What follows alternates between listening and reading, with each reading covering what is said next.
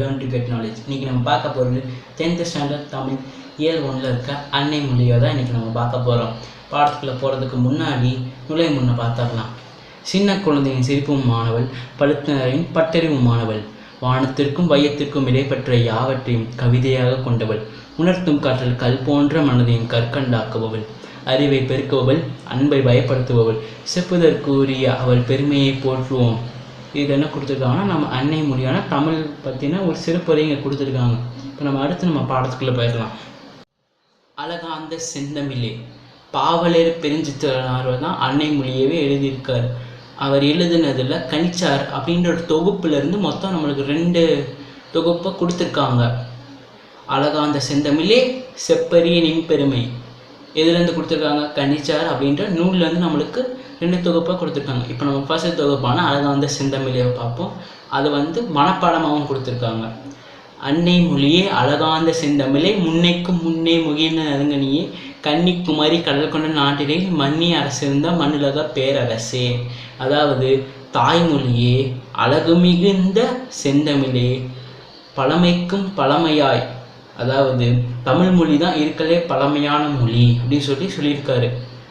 கன்னிக்குமரி கடல் கொண்ட நாட்டிலேயில் மன்னி அரசிருந்த மண்ணுலக பேரரசே. அதாவது குமரி கண்டத்தில் தமிழ் அப்படின்றது ஒரு பேரரசாக இருந்துச்சு அப்படின்னு சொல்லி இங்கே சொல்கிறாங்க. அடுத்து, தென்னன் மகளே திருக்குறளின் மாண்புகளே, இன்னரும் பாப்பத்தே என் தொகையை நற்கணக்கே, மண்ணும் சிலம்பே மணிமேகலை வடிவே, முன்னும் நினைவால் முடிதாள வாழ்த்துவோமே. அதாவது தென்னன் மகளேனா பாண்டியன் மகளே, திருக்குறளின் மாண்புகளேனா திருக்குறளின் பெருமை கூறியவளே, இன்னொரும் பாப்பத்தே என் தொகையை நற்கணக்கேனா, பாப்பத்தேனா 10 பாட்டு, என் தொகைனா 8 தொகை, நற்கணக்கேனா 11 கீழ்கணக்கு.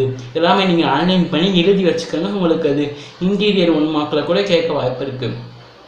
மண்ணும் சிலம்பே மணிமேகலை வடிவே, தமிழில் இருக்க 5 பெருங்காப்பியங்களில் நீங்கள் 2 கொடுத்துருக்காங்க.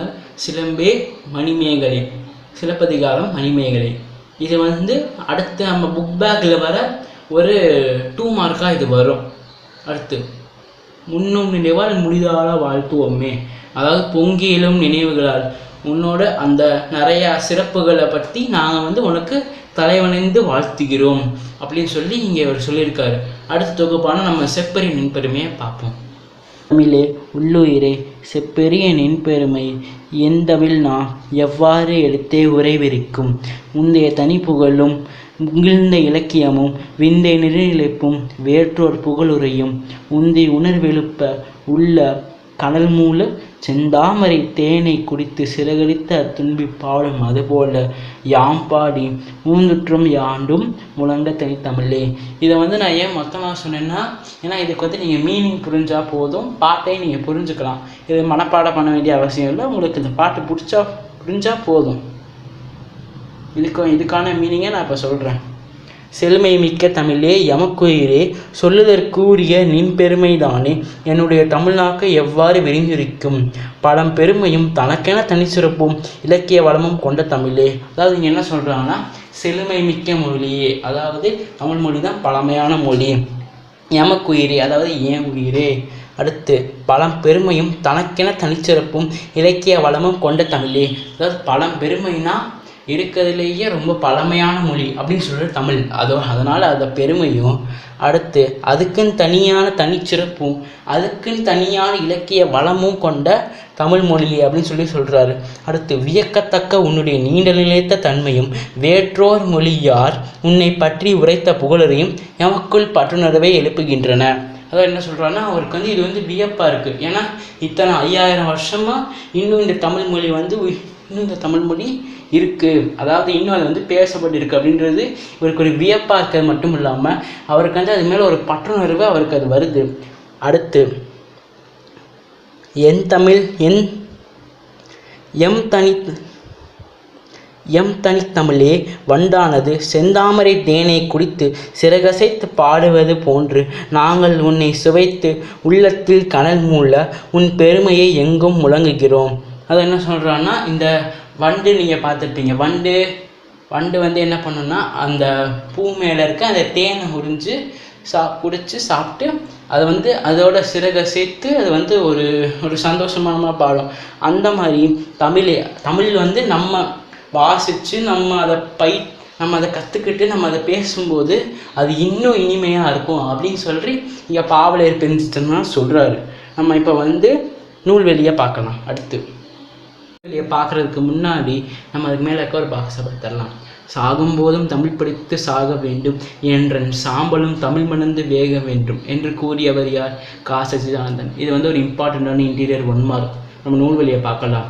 பாவலரேறு பெருஞ்சித்திரனாரின் கனிச்சாறு தொகுப்பிலிருந்து இருவேறு தலைப்புகளில் உள்ள பாடல்கள் எழுத்தாளப்பட்டுள்ளன. நான் ஃபஸ்ட்டே சொன்னேன், கனிச்சாறில் இருந்துன்னா இருவேறு தொகுப்பு இல்லைன்னா இருவேறு தலைப்பிலேருந்து இது கொடுத்துருக்காங்க. அடுத்து இவர் எழுதிய இதழ்கள்னு சொல்லி இங்கே 2 கொடுத்துருக்காங்க. ஆனால் அவர் 3 இதழ் எழுதியிருக்காரு. ஆனால் இங்கே 2 கொடுத்துருக்காங்க. ஆனால் தென்மொழி தமிழ் சிட்டு இந்த 2 இதுவுமே ஒரு இன்டீரியரான ஒரு இம்பார்ட்டண்டான ஒரு இன்டீரியர் 1 மார்க். அடுத்து இந்த பாவலரேறு பெருஞ்சித்திரனாரோட இயற்பெயர் என்னன்னா துரைமாணிக்கம். இதையும் அன்லைன் பண்ணி வச்சுக்கோங்க. இது ஒரு இன்டீரியர் 1 மார்க். இதில் நிறைய இன்டீரியர் 1 மார்க் இருக்குது. நான் சொல்ல நீங்கள் ஒன்றா அன்லைன் பண்ணி கேட்டிங்கன்னா உங்களுக்கு அது ஈஸியாக இருக்கும். அடுத்து இவர் எழுதிய நூல்கள் வந்து இங்கே ஒரு 7 கொடுத்துருக்காங்க. உலகியல் 100, பாவிய கொத்து, நூறாசிரியம், கனிச்சாறு, என் சுவை என்பது, மகப்புகுவஞ்சி, பள்ளிப்பறவைகள். இது வந்து எப்படி கொடுப்பாங்கன்னா பாவலரேறு பெருஞ்சித்திரனார் எழுதிய நூல்கள் யாவை அப்படின்னு சொல்லி எடுத்து கொடுப்பாங்க. நீங்கள் இந்த 7ஐயுமே எழுதிட்டீங்கன்னா இது வந்து ஒரு இன்டீரியர் 2 மார்க் மாதிரி. அடுத்து இவரின் திருக்குறள் மெய்ப்பொருளுரை தமிழுக்கு கருவூலமாய் அமைந்துள்ளது. இவரது நூல்கள் நாட்டுடைமையாக்கப்பட்டுள்ளன. ஏன்னா வந்து இவர் பாவலரேறு பெருஞ்சித்திரனார் எழுதின திருக்குறள் மெய்ப்பொருள் அப்படின்னு சொல்லி எழுதியிருக்காரு. வந்து தமிழுக்கு ஒரு கருவூலமாய், அதாவது ஒரு முக்கியமான, அதாவது திருக்குறளோட ஒரு மீனிங், அதாவது திருக்குறள் எழுதியிருக்காருன்னா அதுக்கான ஒரு மீனிங்கே இவர் எழுதியிருக்காரு. அதனால தான் நம்மளுக்கு இவ்வளோ அண்டர்ஸ்டாண்ட், அது திருக்குறளோட ஒரு மீனிங் நம்மளுக்கு புரியுது. அடுத்து வந்து இவரோட நூல்கள்லாம் வந்து நாட்டுடைமையாக்கப்பட்டுள்ளதுன்னா மொழிபெயர்த்து நிறையா நாடுகளுக்கு இது வந்து நல்லா படிக்கிறாங்க அப்படின்றத சொல்லியிருக்காங்க. ஓகே கைஸ், தேங்க்யூ ஃபார் வாட்சிங். உங்களுக்கு இந்த வீடியோ பிடிச்சிருந்துச்சுன்னா லைக் பண்ணுங்கள், ஷேர் பண்ணுங்கள். உங்களுக்கு ஏதாவது டவுட்ஸ் இருந்துச்சுன்னா கீழே கமெண்ட் பண்ணுங்கள். நான் அந்த டவுட்ஸ் உங்களுக்கு கிளியர் பண்ண ட்ரை பண்ணுறேன் அடுத்த வீடியோவில். உங்களுக்கு இந்த சேனல் யூஸ்ஃபுல்லாக இருந்துச்சுன்னா நீங்கள் மறக்காமல் சப்ஸ்கிரைப் பண்ணுங்கள். ஓகே, தேங்க்ஸ் ஃபார் வாட்சிங். Tata, bye bye. உங்களை அடுத்த வீடியோவில் பார்க்குறேன்.